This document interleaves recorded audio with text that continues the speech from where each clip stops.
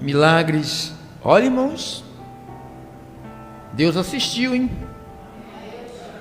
Deus assiste na congregação divina.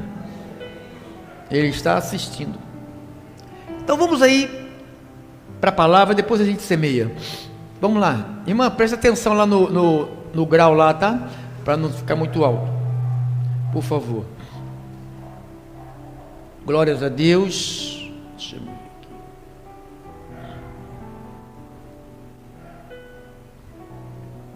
Glórias a Deus.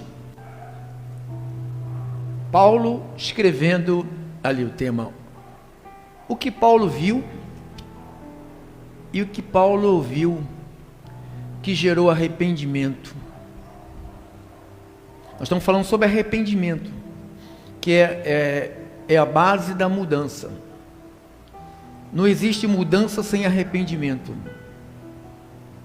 Não sei se você conhece famílias que só vivem com os mesmos problemas, com as mesmas brigas, filhos que brigam com seus pais e perdem perdão, depois voltam a fazer de novo, pais que irritam seus filhos e pedem perdão, depois voltam a fazer de novo, casamentos que o cônjuge, o homem irrita a esposa e pede perdão, depois volta a fazer de novo, e a esposa a mesma coisa. Irrita e volta a pedir perdão. Vamos aí aprender com Paulo.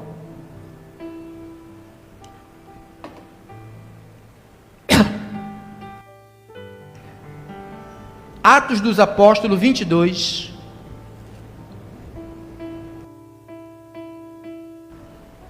Atos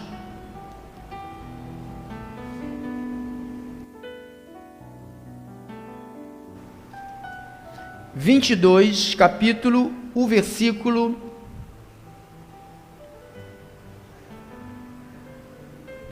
é o 4. Tá bom lá, irmã? Viu lá? Não precisa baixar não.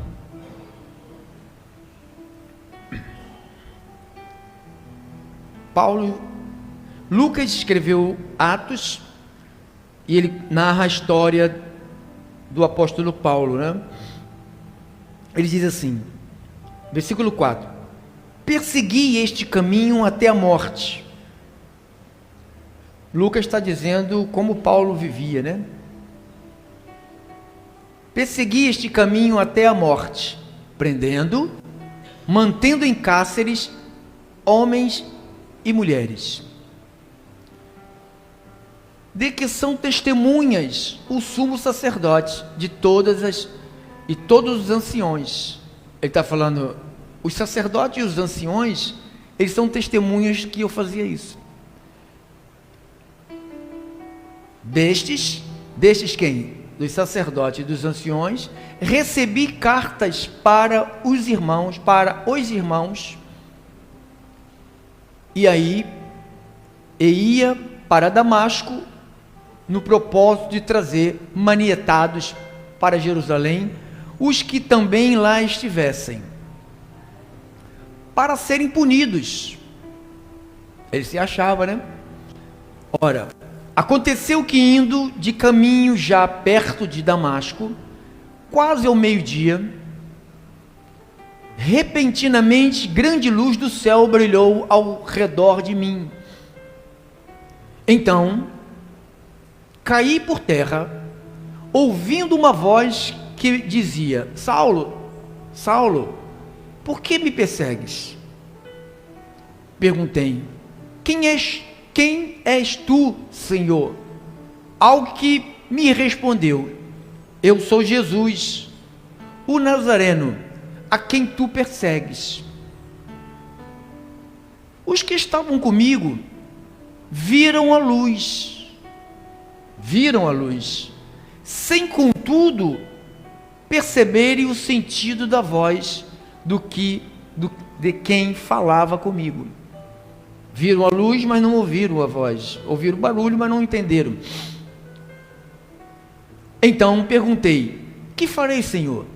E o Senhor me disse: levanta-te, entra em Damasco, pois ali te dirão acerca de tudo o que ordeno a fazer. Tendo ficado cego por causa do fulgor daquela luz, guiado pelas mãos dos que estavam comigo, cheguei a Damasco.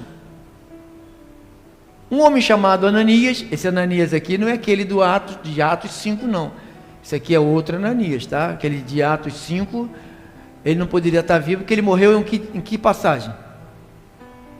Ele morreu em que tempo? Lá atrás, né? Atos 5 ele morreu, então ele não poderia estar aqui. Isso aqui é outro Ananias. Um homem chamado Ananias, piedoso, conforme a lei, tendo bom testemunho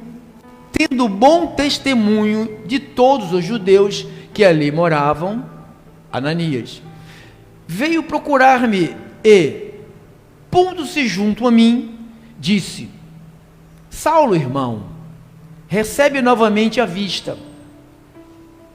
Nesta mesma hora, recobrei a vista e olhei para ele. Então, ele disse: o Deus de nossos pais, de antemão, te escolheu para conheceres a sua vontade. Deus escolheu Paulo. Deus escolheu Paulo de antemão para conheceres a vontade. Aí você vai pensar no tema agora. O que Paulo viu? Vereis o justo e ouvireis uma voz da sua própria boca. Ananias não está narrando o fato que aconteceu outrora, ou seja, ele não está dizendo que Paulo viu Jesus e ouviu. Ananias está narrando que Paulo iria para frente ter essas experiências. Para trás, irmã.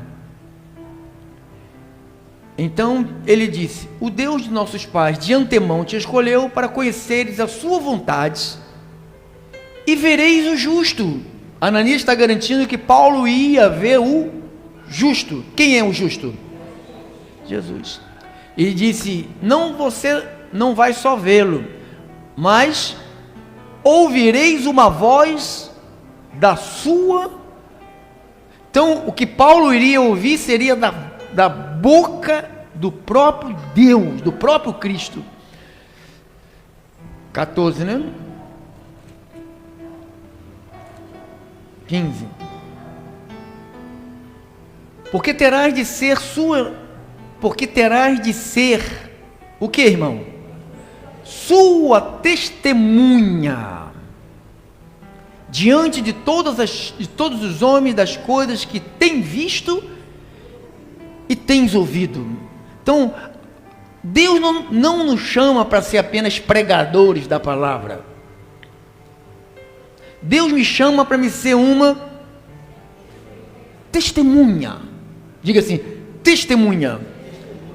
E o que é uma testemunha? Você já viu algum julgamento aonde se arrola testemunha, né? Se arrola testemunha, quer dizer, coloca-se testemunha para colaborar com uma das partes.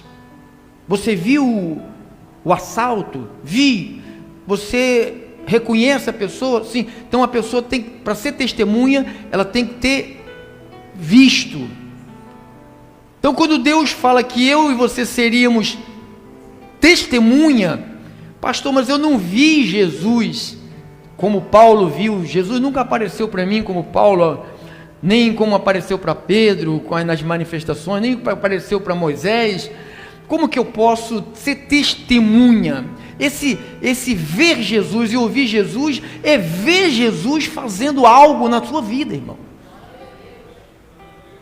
Então, o nosso tema é o que Paulo viu e o que ele ouviu, que gerou arrependimento. Então nós lemos aqui a narração do 4 até o versículo 15.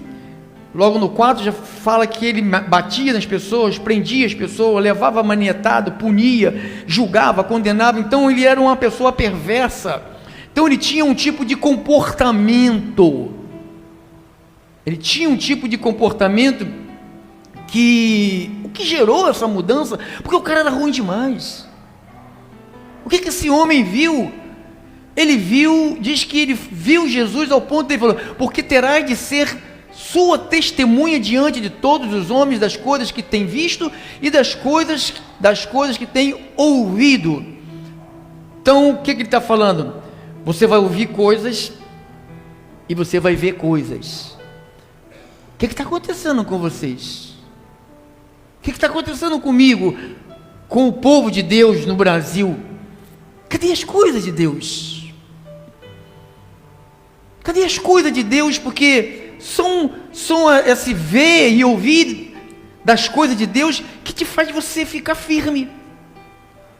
O que fez Paulo se tornar aquele homem que a Bíblia fala sobre ele aí, nas suas 14 cartas, que tornou este homem que, ao ponto de dizer em alguma das suas frases, algumas das suas crenças, né? Por exemplo, em Filipenses, capítulo 3, do 6 ao 8, Filipenses, capítulo 3, do 6 ao 8, olha o que ele disse. Quanto ao zelo, Paulo, perseguidor da igreja. Quem era Paulo? Perseguidor da igreja. Quanto à justiça que há onde? Na lei. O que ele era? Irrepreensível. Mas o que para mim era lucro, isto considerei perda por causa de Cristo. As coisas que para ele era, ou seja, essa palavra lucro aqui quer dizer importante. Irmãos, a gente tem que parar de ser crente. Crente não é crente mesmo, tem que parar de ser crente. A gente tem que ser cristão. Eu digo todos, irmão, não estou te tirando, eu não sou o melhor de todos os santos, não. Eu me incluo neste pacote de hipocrisia. Eu me incluo nesse pacote. Então, quando ele diz, mas o que para mim era lucro, isto eu considero perda por causa de Cristo. Olha agora. Sim, deveras considero tudo como perda. Eu considero tudo como perda, por causa da sublimidade do conhecimento de Cristo Jesus, meu Salvador. Que ele diz o quê? Por amor do qual perdi todas as coisas. Ele falou, eu perdi os privilégios, perdi a mordomia, perdi o poder de ter gente, soldados que me serviam, gente para me proteger, perdi dinheiro, perdi companhias de gente ricas, companhias de gente influenciadoras, cheia de posições. Você sabe que poxa, se você for olhar para a igreja hoje, os líderes hoje, os caras só querem, eles não querem perder nada, eles querem tudo. Eles querem tudo. Paulo diz, eu, por amor do qual perdi todas as coisas, mas as considero como refúgio. Em algumas Bíblias ele fala esterco e lixo. Eu considero como lixo, eu não me importo com isto. Para ganhar quem? A Cristo. Acabou o versículo? Então ele diz, olha, considero tudo como perda, como lixo. Como é que um homem chega ao ponto de dizer isto? O que ele viu? O que ele ouviu? O que ele viu? O que ele ouviu de Jesus?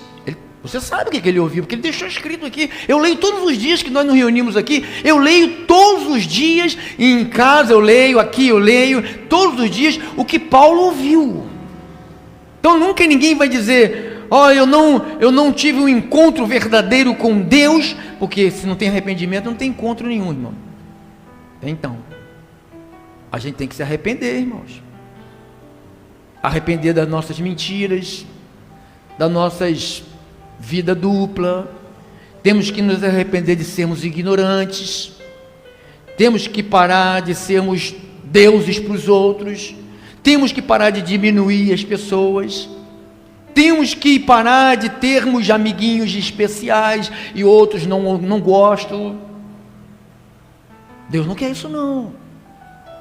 Deus não quer isso não. O corpo de Cristo, até Paulo falou assim, nada julguemos fora do tempo. Então você não é juiz, eu não sou juiz, então ninguém tem credencial de juiz para dizer, esse aqui porque faz isso, não quero ele, e esse aqui porque não faz, eu quero. Talvez esse que não faz na sua frente, faz por detrás de você, e esse que faz na sua frente, por detrás não faz. Você entende, abençoado? Então vamos de fato honrar esse encontro que estivemos com o Pai. Vamos de fato mostrar para esse mundo que nós somos nesta terra testemunha dele. Testemunha dele. Você não está aqui para testemunhar, comprei uma casa nova, irmão, o ímpio, o demônio, o capeta, o budista, o sem Deus, o cão da mão pelada, compra casa todo dia, irmão. Para com esse negócio de achar que testemunha é comprar coisa, é ter bens. É isto que o Satanás tem feito com a igreja de Jesus, tem colocado os bens acima do maior bem, que é Cristo. O Satanás tem posto isso no nosso coração, que nós estamos desprezando a verdadeira felicidade, a verdadeira luz, e nos agarramos na coisa que desaparece. Elas desaparecem. Paulo falou, eu considero tudo como perda, por amor do qual perdi todas as coisas, e a considero como refúgio. Não me interessa, você perdeu, agora você perdeu a amizade daquela pessoa, era tão influente. Aí a pessoa fica louca comigo, porque eu não me importo com quem me ajuda. Irmão, se você me ajuda, eu vou te amar e vou te amar. Se você não me ajuda, eu vou te amar também. Mas eu não vou ser melhor para você do que para o outro. Eu não vou ser. Porque eu não fui chamado para separar pessoas. Eu não sou Deus para separar pessoas. Eu tenho que amar todo mundo igual. Eu tenho que tratar todo mundo bem. Eu não tenho que ter predileto. A Bíblia fala assim, possível for os primeiros da fé. Paulo fala aos Gálatas, capítulo 6. Melhor ajudar os da fé. Então, quem são os da fé? Todos. Mas o que faz a gente mudar a minha vida? O que fez Paulo de perseguidor, bandido, matador? O que ele ouviu ao ponto de dizer, tudo é lixo? Lá em Gálatas capítulo 2, versículo 20, põe lá, minha irmã. Olha o que ele colocou ali, ó. Gálatas 2, 20. Olha lá. Logo já não sou eu quem vive. Como pode? Mas é Cristo que vive em mim. Já não sou eu, ele falou assim, não sou eu quem vive. Quando era ele, como é que ele vivia? Totalmente diferente, como ele passou a ter a vida de Deus nele. Quando Deus passou a comandar a vida dele, já não era mais ele. Então, mas isso não é assunto só com Paulo não, irmãos. Isso é assunto com a gente. Está entendendo, irmãos? Pô, que igreja está ficando chata, o senhor está querendo que a gente vire cristão mesmo? Irmãos, o único que eu não gostaria que virasse cristão é essas cadeiras. Faço igual Paulo. Queria que todos se tornassem cristãos de verdade. E nós não nos tornamos cristãos quando repetimos Bíblia. Isso é um outro erro, uma outra mentira que tem povoado a mente do povo de Deus. Eles acham que eles são cristãos quando eles repetem versículos. Eles são inteligentíssimos, conhecedores de tudo, mas não praticam absolutamente nada. O que Jesus falou em Mateus 7, 24? Ele falou, todo aquele que edifica casa sobre a areia, aquele que edifica sobre a rocha, você tem que ouvir, aquele que ouve as minhas palavras e as pratica. Então tem que ouvir, tem que sair do campo da teoria. Senão a gente nunca vai poder falar assim, aquilo que eu ouvi, aquilo que eu ouvi. Deus fala conosco, abençoado, não só pelo som que sai da minha voz. Isso aqui é o de menos. É o de menos. Deus fala conosco quando o som sai da minha voz e entra na tua mente.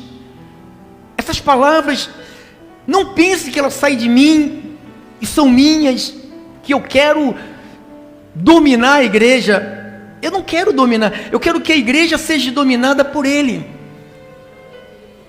Eu quero que a igreja Restituição, a qual nós somos membro desse corpo, que é a igreja de Cristo, seja dominada pelo Cristo.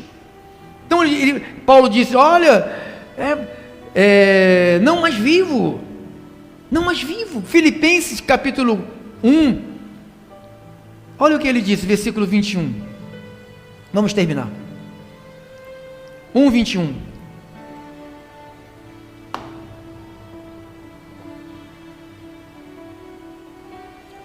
ele diz, para mim o viver é Cristo, olha aí, ó.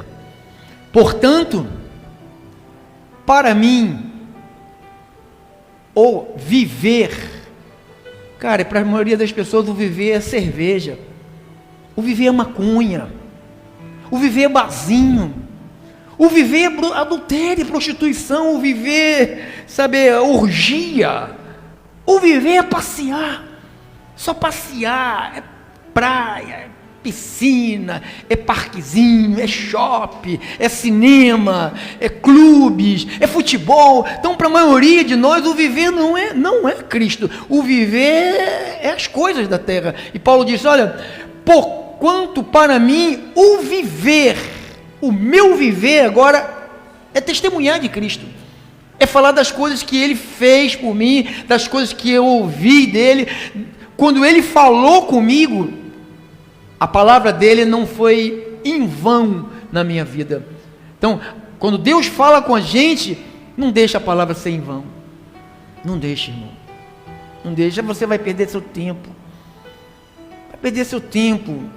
De quê? Meu tempo de quê? De poder confessar isso, ó. Porquanto para mim o viver é Cristo e o morrer é lucro. Quantas vezes a gente já leu isso aí, já repetiu isso e repete para os outros isso aqui?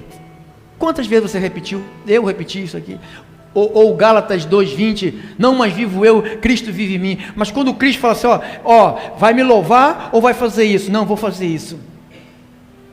Então como que eu posso dizer que Cristo vive em mim, que a minha opção sempre em Cristo é a segunda ou a terceira? Eu não estou querendo escravizar ninguém comigo, eu estou querendo te colocar na mão do teu Senhor, eu estou querendo que você seja uma bênção para Ele, quero que você seja uma testemunha dEle, irmãos. Não tenha um evangelho falsificado, não tenha uma mente cheia de informação. Paulo disse, há muitas palavras, vem a vaidade. É o que você vê, é um monte de crente vaidoso, querendo humilhar a igreja dos outros, querendo falar mal da igreja dos outros, querendo falar mal do comportamento da igreja dos outros. Irmãos, nós não estamos aqui para julgar a igreja dos outros, nós estamos aqui para tomar conta da nossa vida, para a gente ser luz, para a gente ser sal, para a gente ser instrumento de Deus, para a gente ser testemunha de Deus. Deixa o Batista, deixa a Assembleia, deixa o Casa do Capeta para lá, vamos ser testemunha de Jesus. Vamos realmente mostrar que nós temos o amor de Deus no nosso coração. Paulo nunca mais bateu em ninguém, irmão. Paulo nunca mais agrediu ninguém. Paulo nunca mais foi valentão. Paulo nunca mais foi folgado. Paulo nunca mais confrontou ninguém. Paulo nunca mais pôs medo em ninguém. Agora, como eu posso dizer que sou cristão e fico causando terror às pessoas, causando medo às pessoas? Uma mulher que causa medo ao marido, um marido causando medo à esposa, aos filhos. Que isso? E depois diz que é crente, depois pula, salta e roda, grita em língua, blá, blá, blá. E eu sou obrigado a aceitar que isto é de Deus? Não. Quem é de Deus faz as palavras de Deus serem vida na sua vida. Quem é de Deus segue os ensinamentos e pratica. Não tem arrependimento. Irmãos, você quer saber se você se arrependeu do que você falou com seu marido, com sua esposa, com seus filhos, comigo ou com alguém que você nunca mais vai fazer? Se você não fizer mais, você se arrependeu. Mas se você voltar a fazer, como a gente conta aquela mentira, a gente não, graças a Deus que eu pulei fora disso. Conta uma mentira para alguém, depois fala para Deus, eu menti. Perdoa, Senhor. Ah, meu Deus, perdoa. Aí passa 3, 4 dias depois, faz de novo. Que arrependimento é esse, irmão? Não teve um encontro com a verdade. Só há transformação quando se encontra-se com a verdade. Não é como uma religião. Eu não estou aqui te pregando religião. Irmão, cai fora de religião. Se você tem um coração religioso, cai fora. Arranca fora. Arranca fora. Não é olho por olho, nem dente por dente. É amor. É Cristo em nós e a esperança da glória. Portanto, para mim o viver é Cristo e o morrer é lucro. Então Paulo falou: entretanto, se viver na carne traz frutos para mim, para o meu trabalho, já não sei o que hei de escolher. Olha o que ele está falando. Presta atenção. Para trás, irmão. Deixa lá. Se entretanto, se o viver na carne, eu digo, vamos falar, se o Pedro Inácio viver na carne, não é viver na carne praticando a obra da carne. Viver na carne quer dizer, está vivo, está aqui no Brasil, no Rio de Janeiro, vocês me vendo, né? Me traz fruto para o meu trabalho, já não sei o que hei de escolher. Então ele fica em dúvida, se ele escolhe estar no Brasil, no Rio de Janeiro, trabalhando, comendo, dirigindo carro, com a esposa, com os filhos, ou largar tudo isto e ir para Deus. Olha lá, cadê? Passou?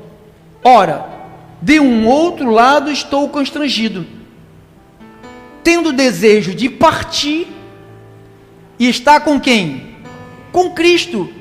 O que é? É o quê? Por que ele disse isso? Ele falou que estar com Cristo é o quê? Ele está sendo, sabe o que ele está fazendo aqui? Ele está sendo testemunha do que ele viu lá no paraíso. Ele falou, é incomparavelmente melhor, porque eu estive lá. Então não tenha medo da morte, porque a morte não é a morte. A morte é o primeiro passo para estar incomparavelmente melhor. Amém? Esse é o mal do ser humano, é morrer, né? Mas eu vou te dizer, como eu disse uma vez, você vai morrer, e eu vou morrer, todo mundo vai morrer. Mas Paulo está dizendo que é o quê? Agora, você acredita nisso? Vai morrer agora? Não acredita, porque a gente tem dúvida disso aqui. Então isto aqui tem que passar a ser as verdades absolutas na nossa mente. Se eu bater as botas, eu vou acordar num lugar incomparavelmente.